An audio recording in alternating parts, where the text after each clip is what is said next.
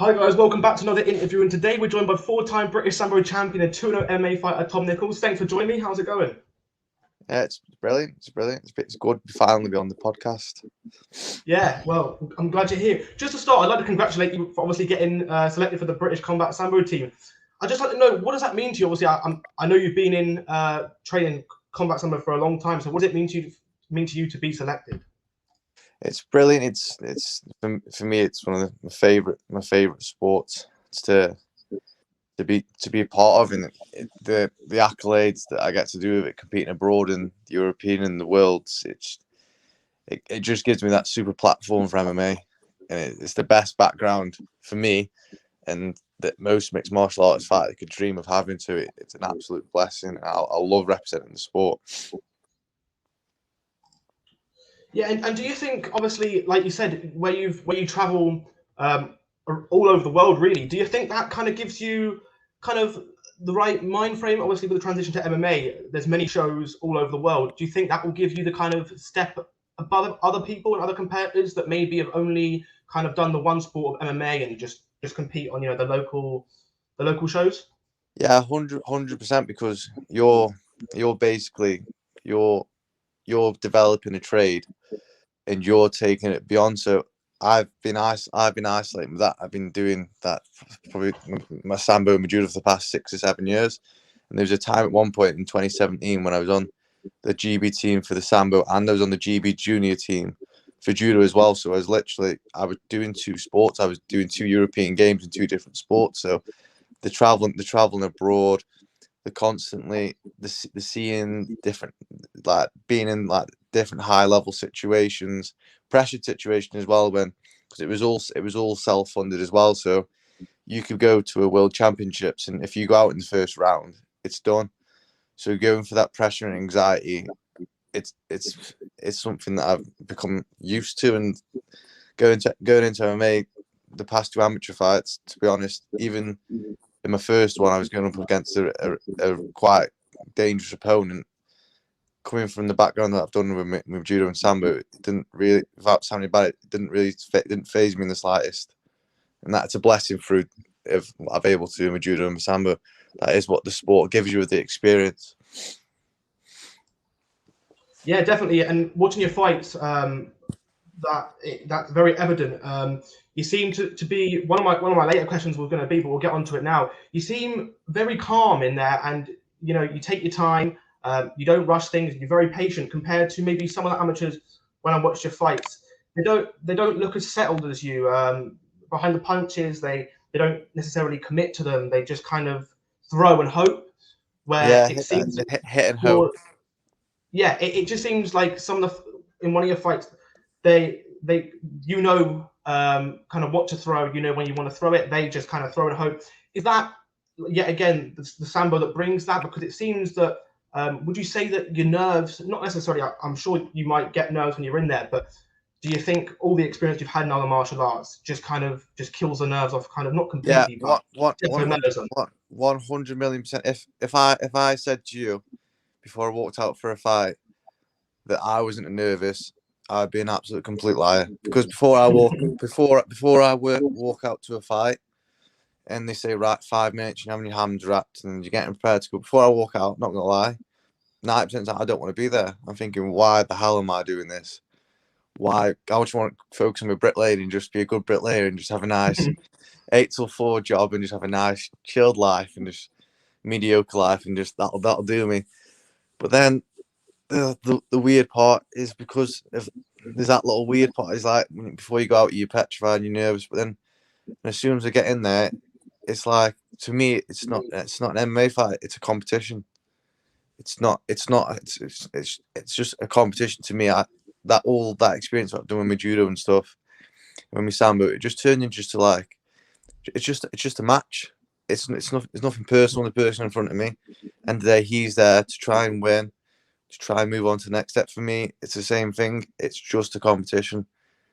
And but at the end of the day, obviously, within a judo and sambo match, it's a 5 minute round. You do whatever, you grapple and you go home. But and that's it. That's the end of the match. You try and score a point. But obviously, in MMA, it's like who can inflict the most damage to essentially break someone. And And I do say in my mind before I go out there that I could possibly have a career-ending injury or a brain injury, and I am prepared to die before I go in there, because that is the scenario, the situation. But the judo and sambo is 100%.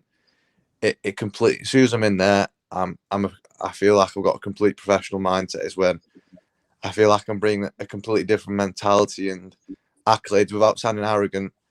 I feel like I'm bringing a lot more to the table than most amateurs are in the UK, and particularly my weight category. And that isn't trying to sound bad, or it is honestly just speaking the truth. And I'm blessed to have that with my judo, but I'm not the finished article. That's why I'm fighting amateur. Everyone's saying, "Oh, why you shouldn't even be fighting amateur? Why you're not going pro?" Because there is stuff I need to work on and develop. So that's why I'm going down the amateur route. But the mindset isn't already installed with the judo, which I am very, very lucky to have, and experience that has helped me massively, 100%.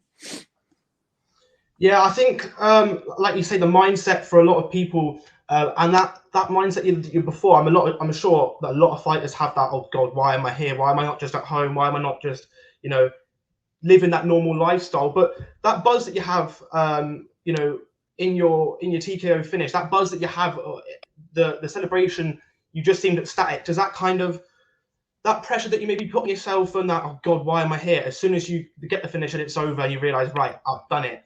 Does that kind of make you just want to get in there again? Yeah, I want 1,000,000%, because for me, there's always been a slight expectation from what I've done with my judo and from what I've done with my sambo. Like I've done pretty well, especially more so with sambo than my judo. I've more flourished with my sambo career, and it kind of already puts expectation on me. So going into my judo career, going into my MMA career, there's already been there's an expectance from me. And I'm a brother's, I'm a brother, my brother runs the striking gym, the Warfare Academy. Yeah. And I'm his younger brother, and the gym's only been established, I think now just under 2 years. And I'm like his brother, so he's a lot of stuff over lockdown. I've been working with him, doing my striking, and there's a lot of pressure on me. It's like I don't want to be one of my head instructor's brother at the gym and get absolutely flattened in the first two fights, or not even look good, because at the end of the day, that's displaying his work. So I've got to show that his work that we're doing is it's good and effective. If I go in there swinging for the fences or showing every shot I'm teeing it up from Stoke, and like I'm trying like a pub brawl, then it's not going to do us any favours. So, and there's a lot of young lads coming through who've had no experience at all, who are going to be looking up to the work that me and Harry have been doing, and especially one of my other training partners who fights from the gym, Chrissy Mountford. He's extremely experienced in the striking game in his MMA field. So I feel like there's a lot of, I kind of look up to Chris and what he's doing, and then there's kind of a chain like below me with the young lads coming through, kind of look up to what we're doing and the way we prep. So I definitely feel there's an expectation on us, but I'm very blessed in the sense of like that. It's one of these things I'm just kind of just live to deal with now, that I'm kind of just, I remember the work that I am doing with my brother, and also the work I do at Hammer with Sean and with Connor, and I've got some of the best sparring partners in the country, and I do mean the absolute best sparring partners in the country. It's like when I get to fight there, I know I'm fully prepared to. For me, as soon as I'm in that cage with that pressure, it's not even relevant. It's gone. It's gone. Yeah. So obviously, as you mentioned, your older brother as well. When did you realize? Obviously, I know you've been training all these different martial arts for a long time, but do you remember that age where you kind of realized the talent that you had, and obviously saw it probably through your older brother probably earlier than you maybe spotted it in yourself? But was there a certain age that you remember thinking, right, I really could be successful in this route, and not just doing your bricklaying? You realize this is really something that I could exceed in. I felt the first time when I was younger, for me, the end goal when I was like 7, 8 years old, 9 years old. Originally, I wanted to do boxing. I always thought boxing, that's proper cool. But I thought boxing, I want to get into boxing. It was a cool thing to do. The other thing was God, it would have been 15 years ago now. I'm only 23, but 15 years ago, like MMA and UFC, it was just coming up. It wasn't known enough. Boxing was the thing where the money was. That boxing was a cool thing to do, but me and brother, like, we always used to mind my dad because we were fighting around. I was like, oh, Dad, get us in a boxing club. Like, no, you're not doing that. And he's from like a kickboxing, like martial art type of background. He's like, you need to get into like kickboxing or something like that first. And anyway, I did my kickboxing for the first few years, and I didn't really have quite the bug for it. I preferred staying at home, being a fat kid on my Xbox. Dad, I found that a lot easier. But then my brother had his first fight, and I went and go watch it with my dad, and I thought, yeah, that's what I want to do. Like that, that's amazing. And then when my kickboxing career was decent. I actually went, I think it was 4-0 in that, in 4 knockouts.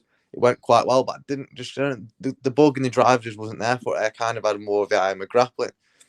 And I always said to myself, oh, I remember going a few judo sessions. I really started taking my judo seriously.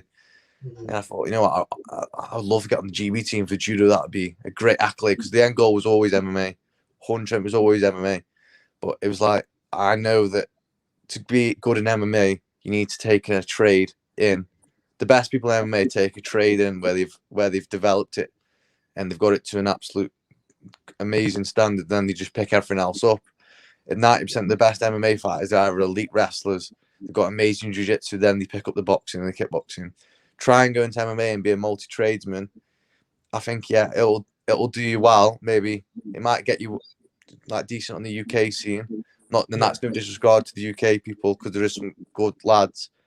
However, it will not take you to the top 10, and it will not take you to the top 10 in UFC, or I'd even say Bellator, or even some of the other strong promotions coming through, because you'll be coming against lads who are Olympic wrestlers or amazing boxers. They're bringing absolute credited skills to the game, and they've got everything else you can do. They're just as fit as you. So I feel like for me, it was like, even at a young age, I thought I need to get good in one area. And the first time when I thought I've actually done something pretty special was 2017.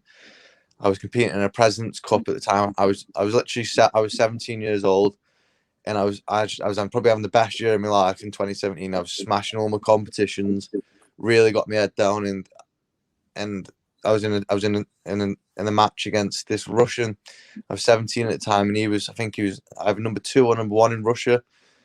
And I was competing against him, and he was getting the better of me, and I wouldn't expect it to win, but I thought, because I had no pressure, I thought, right, I'm just going to give it me all.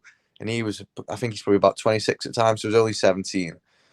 And I managed to, it was lucky, but I managed just through heart and determination to scrape a win out against him. And for me, that was the first inkling as well. Wow, I've just done something special. I think I was the first person in Britain to beat a Russian in over 10 years. That's what I got told straight away by the people there at the President's Cup. So for me, that was like, that gave me a little insight into how my soul is for. We've just done something special. Like, it's okay winning if like the British Championships are over here in Britain, because some people might not think, oh yeah, Sambo in Britain, it's not that strong.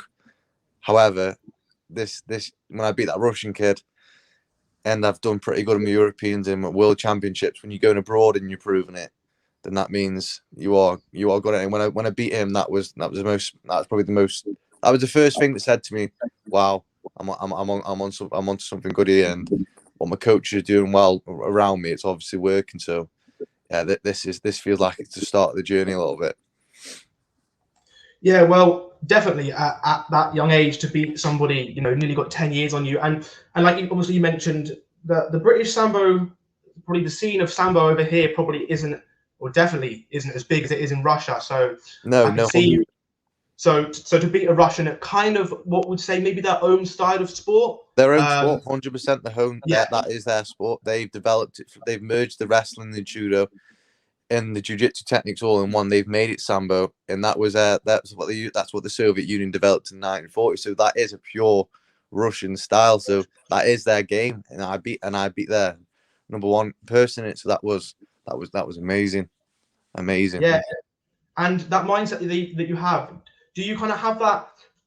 Well, obviously that might have been one of the first times that you probably went into a competition, kind of being an underdog and thinking, oh, right, I've got nothing to lose here. Do you kind of have that same mentality going into your MMA fights, thinking, right, if I put pressure on myself, I could kind of maybe not necessarily crumble, but not perform to my best? And when you just think, right, this is just me and you, forget what others say, and just focus on that, do you think that helps you just kind of going in there with a free head?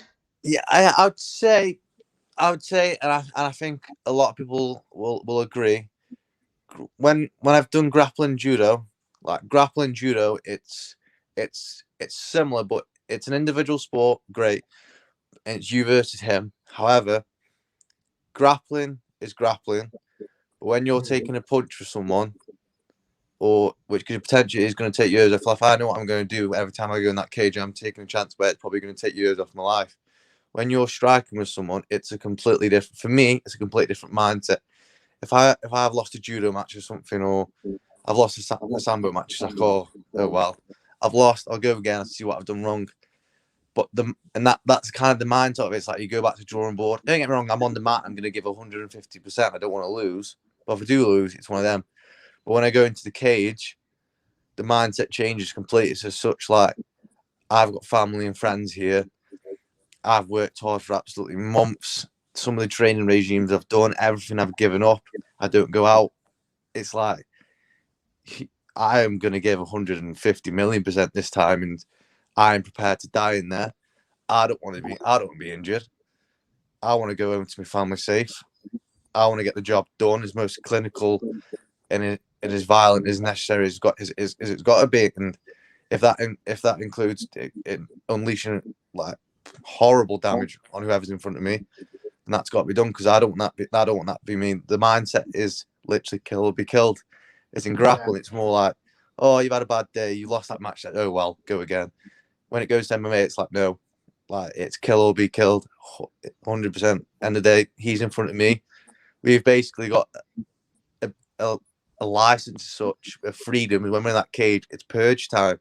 We're allowed. It's purge time. We can do anything to each other. It's sanctioned. The government won't say anything. The authorities won't say anything. When we sign that waiver, it's game on. We can technically assault each other to as worse as we can. So it's like the mentality is completely different. It's completely different. However, that mindset, it does merge together, but it's got to be adapted slightly. It's like, right, Tom, this isn't a grappling match. This is a fight. This is kill or be killed. That's the only way it can be seen. So was it obviously, I know like you said you competed in, obviously you said like quite a lot of grappling base as well, but was it hard to pick up that mindset of kill and be killed? Because obviously you've done a lot of grappling competitions where, like you say, it's like, okay, I might have had a bad day, watch over the tape, what went wrong. But in a martial arts, in MMA, you know, right, if I don't do what I know I can do, I could be in for serious trouble and serious damage here, which obviously you don't want. So was it hard to kind of switch your mindset from maybe the softer kind of compete into the right, I need to, right, exactly, kill or be killed? No, I feel like that mindset, I don't feel like it can be taught. I feel like it can be molded a little bit, and your environment can affect it, but I think it's either there or it's not.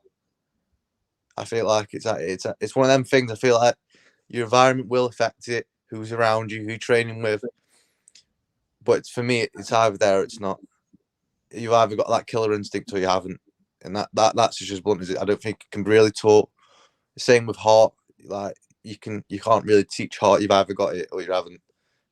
So no, I don't. I think it's one of them things. It's just a byproduct of being successful, and you can be the best athlete ever, and you can do the most training, you can do the altitude training, you can do 6 days, 7 days in the week, you can even take any steroid you want, and you can do absolutely everything to make yourself a superhuman. But if the mindset isn't there, you're going nowhere. And I feel like you can't teach that. You can't teach that, I don't think. And do you think, like, obviously we touched on it before with your brother and obviously father, like in the kickboxing scene and things like that, like in the more fist to fist kind of combat, do you think that was embedded to you as at a young age? So that mindset, as soon as you kind of transitioned to MMA, it was already there because you've seen others do it, and it was just kind of drilled into you at a young age? Yeah, 100 million%. That for me, that is the pinnacle, which probably made my judo career, probably more so made my sambo career more successful, is because I originally started off with Thai boxing, and I was I think I started doing it seriously when I was about 13 at the time, and I was 13. But I was never a small 13-year-old.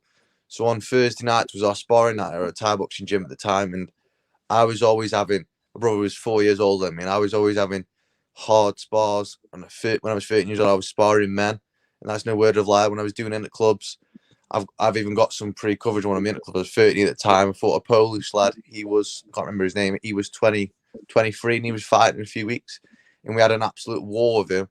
It was only meant to be an interclub. I was 13. I ended up giving him an 8. Anyway, I ended up giving him an 8 count. The referee had to give him some time to recover. So my environment that I was brought up with was it was a man's environment at a boy's age. So when I eventually came into my judo career, it was just walking part for me. I saw a lot of athletes getting nervous before they went on the mat. Oh, they're about to have a grapple with someone. I could see they were all getting I was like, listen, he's not going to punch you. Like, it's not getting punched. This is just fun. This is fun to me. Like this is mint. Like you get, don't get me wrong. I've seen some bad injury when people broke the wrist and legs. If you get wrong, yeah, that can happen. However, like when you're grappling with someone, it's like this is mint. You're just trying to throw score with him. Like this is amazing. I love it. So that my mindset going up is completely different. It's like when someone's punching, it's like, oh, this is real. Like this isn't a game. So that mentality from the Thai boxing 100% molded me into what I am now, and that's why I'm not saying my last 2 MMA fights was complete composure and everything was perfect. It wasn't. First fight was a little bit of a blur, and there was stuff which was a little bit not as clean as it should have been. However, the mental composure side, especially after the first round was done, and from my last fight, it was I kind of grew into my environment, adapting to it pretty quickly, mentally straight away. It's like everything out that's been along the journey, which has come with the Thai boxing and judo, has helped that in abundance, 100%. Yeah, I can see that, and I'm sure that, like you said, all of these different things molded you into the fighter you are now. Now, obviously, you mentioned before that your heart was kind of set on MMA in the future, and that's kind of what you knew where you wanted to be in the end. Would you say now, obviously I know you're still competing in combat sambo, but would you say your heart is set on MMA moving forward for the future? Yes, 100 million%. But the beautiful thing with my combat sambo is that I'm going to be doing that all the way through my MMA career, because they are like brother and sister. They make each other better. I'll be going to the Worlds and possibly the European Championship this year if COVID doesn't affect anything.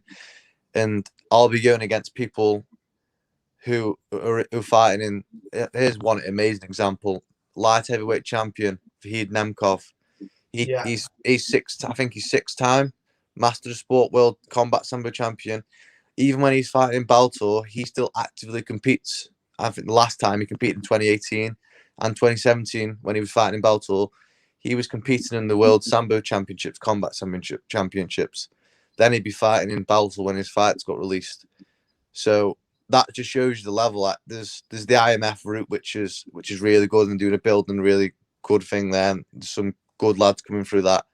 But my route is my combat sambo and my Europeans, because I know I'll be sharing the mat with lads who are in one championship, who are in Bellator, and I'm just fighting amateur at the moment. So I'm fighting these lads and getting experience. It doesn't go on my record. I'm going against lads who are the absolute pinnacle, and I can see whereabouts I am without it going on my record. And that is the beautiful thing. That is the beautiful thing with combat sambo, is just that experience, and it just goes absolutely perfectly along with the MMA career. Like there'll be a point when I think, right, the combat sambo needs to be done now. I just need to focus. Say if I get signed with a major organization, and the big fights come, it's like I don't be risking injuries. Then there's time to be smart. However, at this moment, as an amateur experience, any experience that I can get is absolutely fundamental to where I'll end up in the end destination. So the combat sambos and Europeans this year is 100% part of my plan. So the following year, whatever it may be, whoever I may fight, is just going to make that look like a walk in the park, essentially. Yeah. So at the moment, it's about just getting any kind of competition you can in while you're at the amateur level, and maybe when you proceed to go to a pro and, like you say, move forward to maybe some bigger organizations, you'll kind of put the combat sambo kind of to the back, obviously because of injuries and things like Yeah, that. I'll always train it. I'll always train it because it's part of me. So I'll always train my wrestling, my sambo, my judo because that is my style. But the competing is will not be the main priority as it has been in the past. Yeah, the MMA is the end goal, and that will be the pinnacle where everything will be focused on, 100%. Perfect. So also, obviously you're 2-0 at the moment as an amateur, and I've heard there's been talks about you getting a title fight. Do you have any updates at all on maybe when you be in the occasion? Would it be for a title? There's March the 5th the date. Battle Arena know that I'm 100%. I've already put that's been on the card since I think it was end of October, and they're just confirming an opponent at the moment. I think I should know within the next 2 weeks. So 100% that should be done and dusted. But March the 5th is Wolverhampton Battle Arena. That is the next date, and that's what I said I'm down for. Then the following date, I think I'm out again in May at Battle Arena. So they're my 2 first dates a year, which I'm focusing on. But March the 5th first, nothing after. I'm not looking past anything after that. But March the 5th, and hopefully his opponent in the next 2 weeks. But either way, it's 8 weeks. It was 8 weeks on Saturday, so I'm fully in the swing of fight camp now. So I'm in fight camp mode. Whether his opponent will be found within 2 weeks, 1 week before, I don't care. I will be physically ready for March the 5th to go. And are you struggling to find an opponent? Because obviously, I know you mentioned it was scheduled, like it was in the works back in October. Are you struggling to find an opponent? And if so, do you think that's because of, they might look at your record only maybe being 2-0, but they do a bit of research and see you've got, all these other martial arts under your belt? Do you think that maybe makes people second guess, especially people that are undefeated that don't want to lose their own? Yeah. Oh, obviously, it will. It will. They will look at the background and think, "Oh, yeah, this is a tough fight," and I get that. But the thing is, it's like I'm a hard person. Listen, without trying to sound arrogant or anything, I'm a horrible fight to plan for because people are thinking, "Oh, for 3 minute rounds or whatever, they're going to fight me. We're going to just work on takedown defense, keep it standing, and get the better of Tom on the feet." But the last 18 months with lockdown, I wasn't able to come to a wrestling gym, wasn't able to work with my sambo coach, wasn't able to go down to get any BJJ practice. So I've had nearly full 2-year isolation of working my striking with my brother, who's a very credible Thai boxing coach, and he's grown as a striking coach in abundance the past 2 years with the gym, and some of the lads that are coming through it, how quickly they're coming through with the striking. It's scary, some of the talent coming through, and I've been working him just basically isolating my striking for the past 2 years to the point when he's really polished my striking up, and a lot of people are going to be surprised that I'm not reliant on the grappling. Yeah, it's great. I've got it there. It's my insurance card. If shit hits the fan, I've got it there, and I can turn it into a 3-round mauling on top of it if I have to. However, people are going to be very surprised when they're standing across from me and striking. They'll know straight away. It's like my fighting IQ and my angles in the traps that I set. I'm very astute in what I do. I don't hit and hope. I've really worked and homed in on some stuff. I'm not the finished product. There's still stuff that I am that's not quite clean enough yet. There's little patterns that I've been working that I don't really want to release because I don't really want anyone knowing that I can do. But there's stuff that needs to be cleaned up, and I'm learning. I'm developing along. But people are going to be surprised when they realise at the moment, even in an amateur, like I am dangerous. All accolades of it, but that's how you got. For me, that's how you got to be at modern MMA. You can't just be the wrestler anymore. You've got to have good striking. You've got to be a full all-rounded. And for me, that's important. But it will be a shock to anyone who comes across in front of me thinking they've got planned a wrestling defense camp. It's like, be careful, because you might just get knocked out as well. Yeah. So, I heard you say at the sorry to cut you off. I heard you say at the end of your fight when you stop the guy with a head kick. I heard you scream at the camera, "Ha! I can strike too." Is that a good surprise that you like to give people? Like you say, they could be thinking, Sambo, let's train wrestling defense. And as soon as they get in there and they get head kicked, it's like, right, we're fighting a different fighter now. Do you kind of like that idea of them thinking, oh, he's kind of a one route kind of fighter? Yeah, no, yeah, 100%.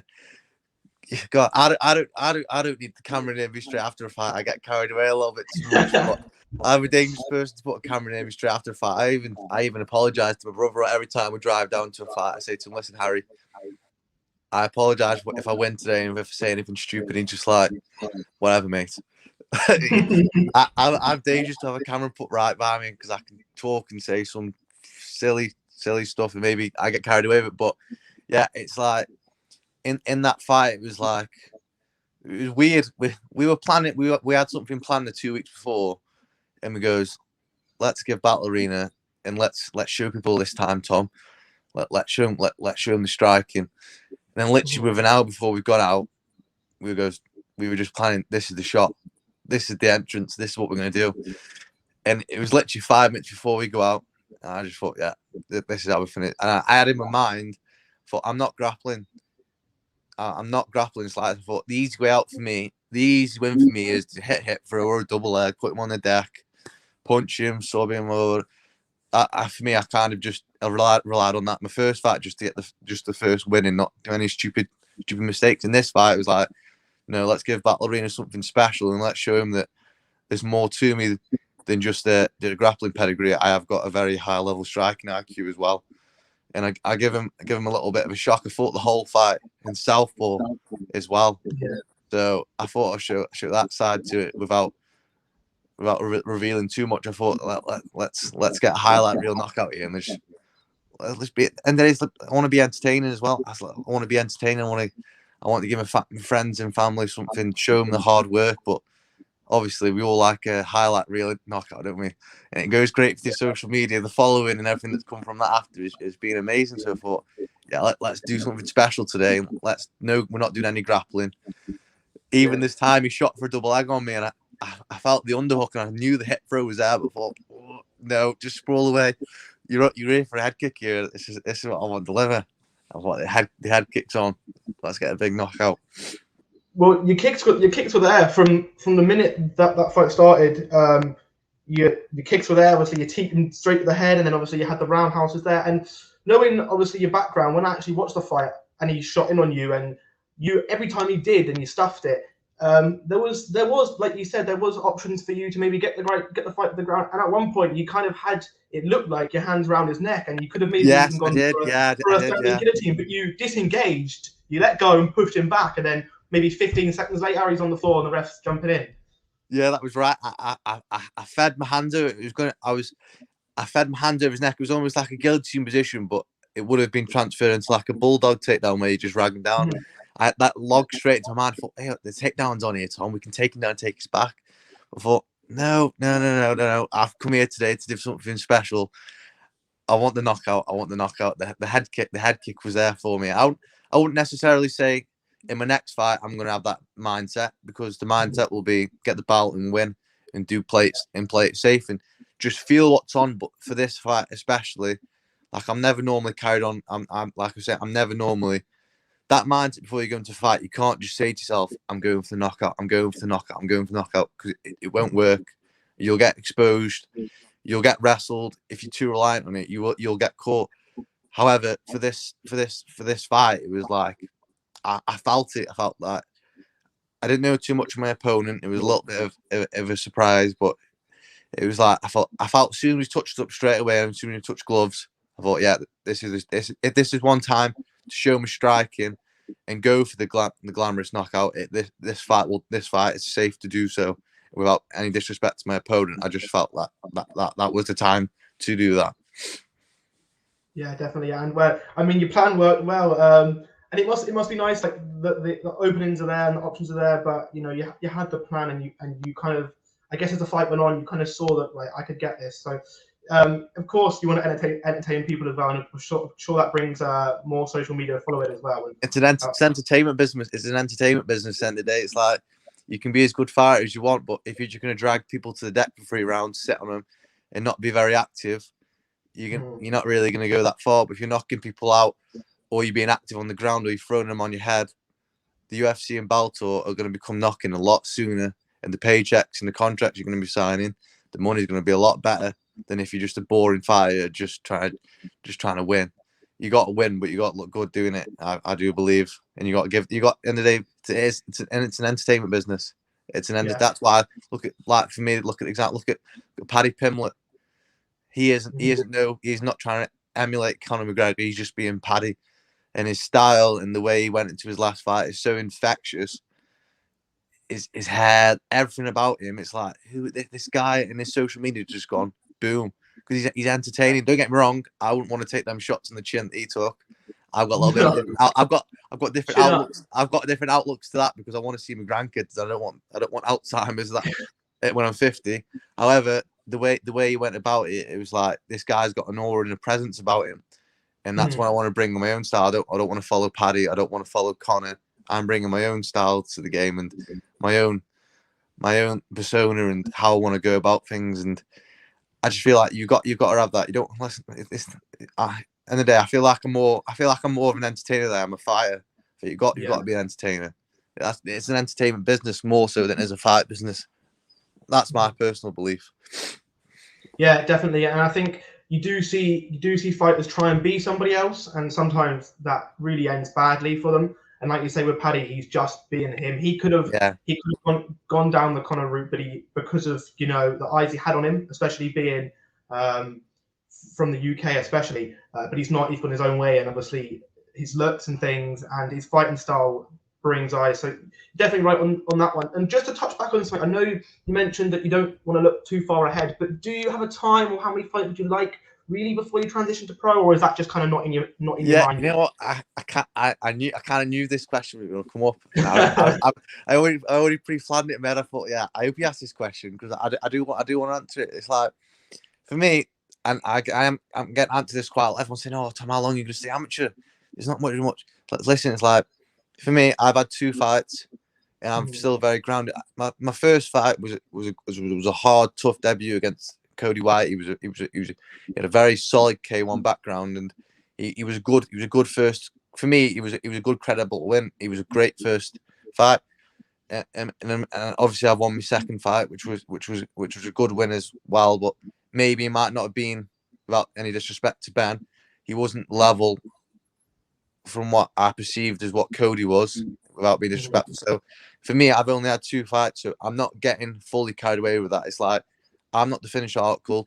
The stuff that I need to improve before I do go pro, I need to there's the stuff. I'm not the finished product. There's the stuff that I need to clean up along the way.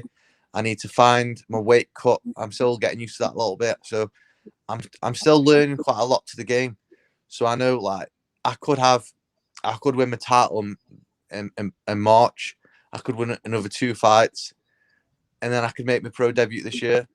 I could have another fight, and I could have an absolute stinker, and it not go very well, and I think right, I need to go back to the drawing board here. I need to have a look. So for me, that decision, me personally, I want to make my pro debut this year, maybe November time. 100%, I want to make my pro debut.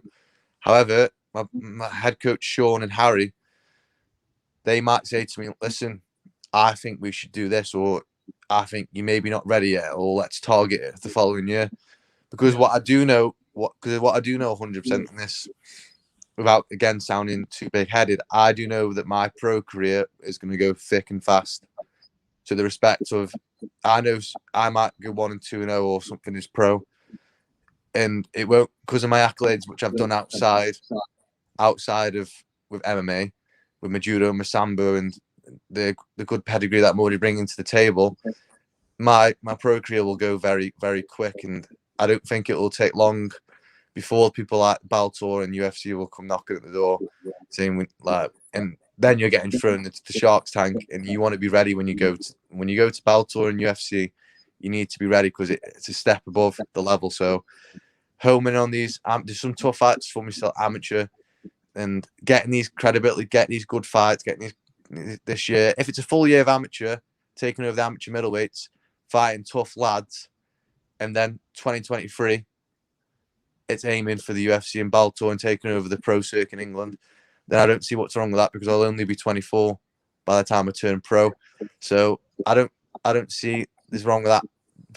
The only part of me does want to be pro as soon as possible, but that needs to be held back a little bit because I know stuff will go thick and fast. So it's one of them. We'll see what happens. See how stuff like see how the next fights plan out, and not look past anyone who are going to be in front of me because there is some tough amateur fights out there that I could end the day it's a fight game, and one mistake in MMA and it's all over. Doesn't matter how well trained you are. It doesn't take much of them small gloves, and your little hype train can be sank very, very, very quickly. So it's not looking past whoever I come across next, whoever fights are. When Harry and Sean think I'm ready, then I'll listen to them. Their advice, they're the coaches.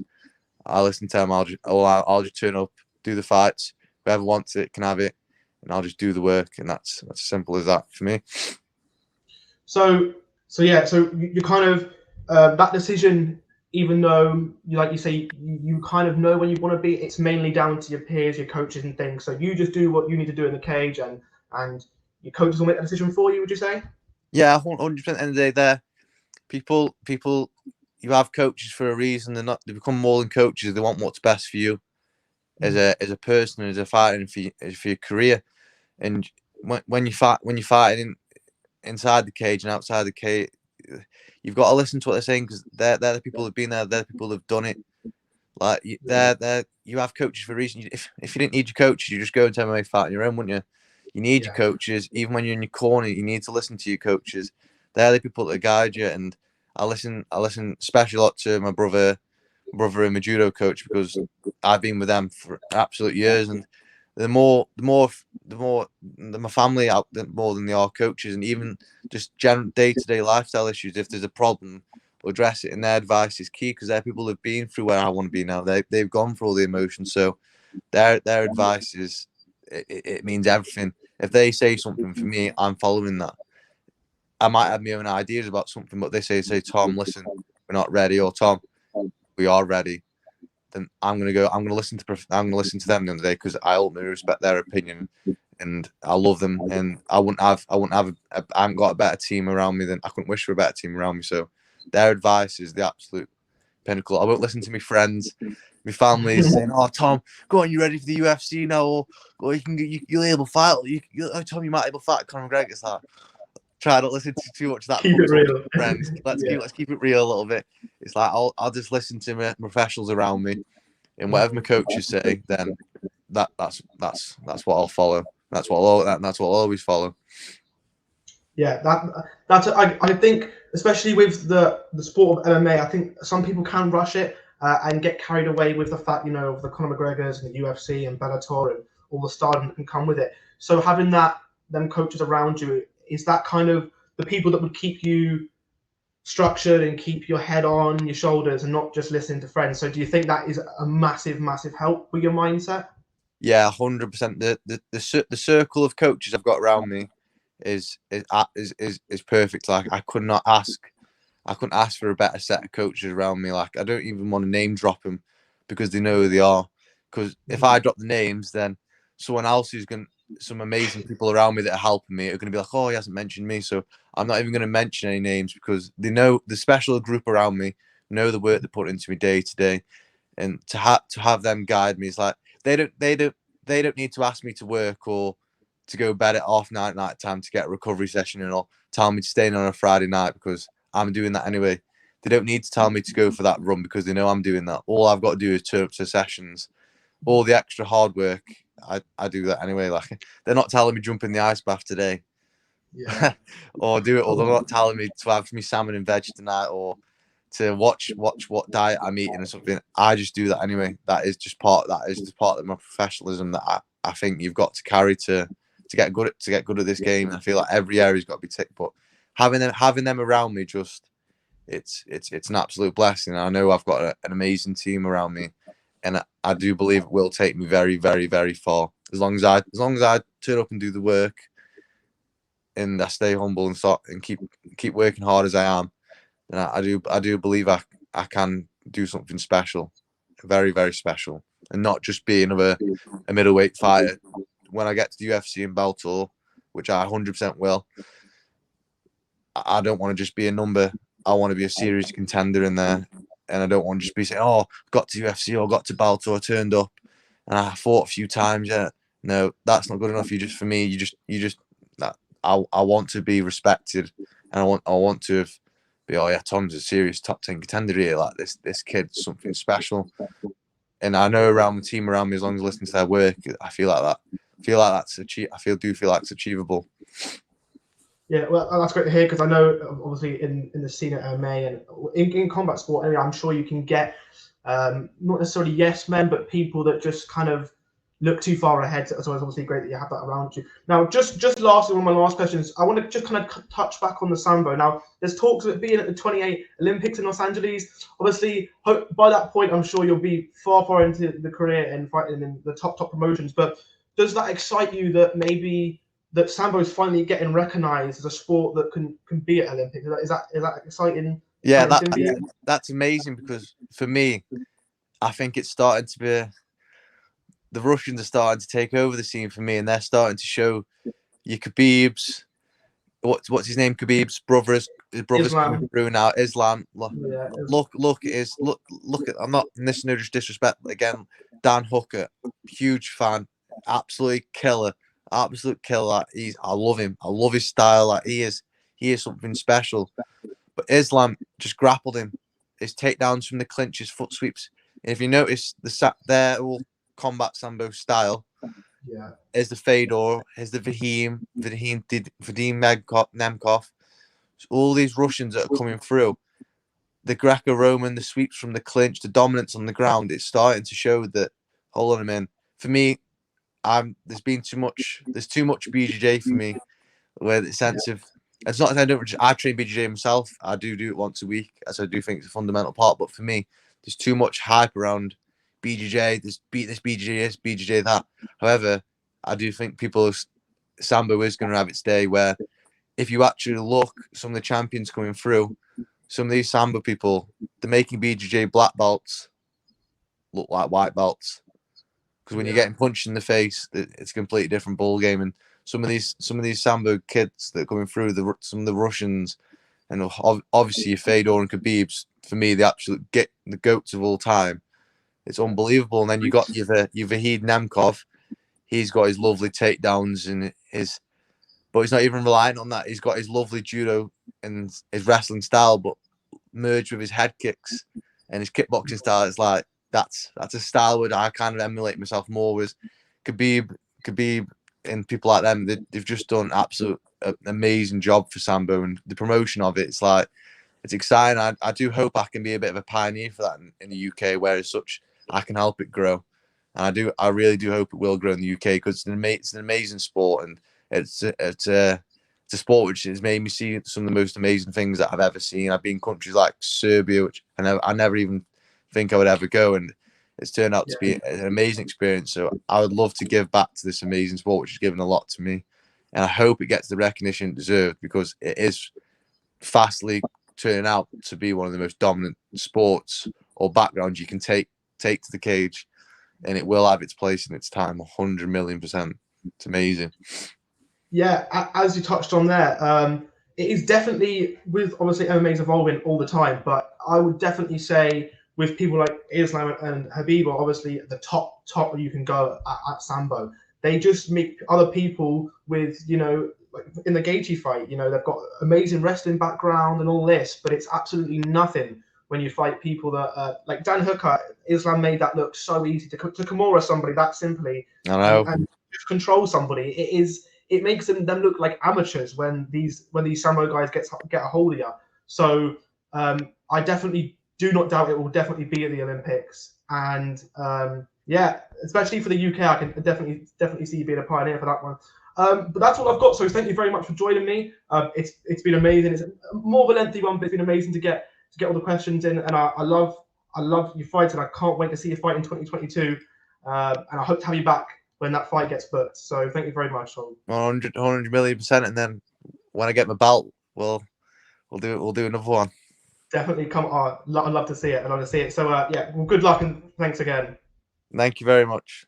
Thank you. Cheers.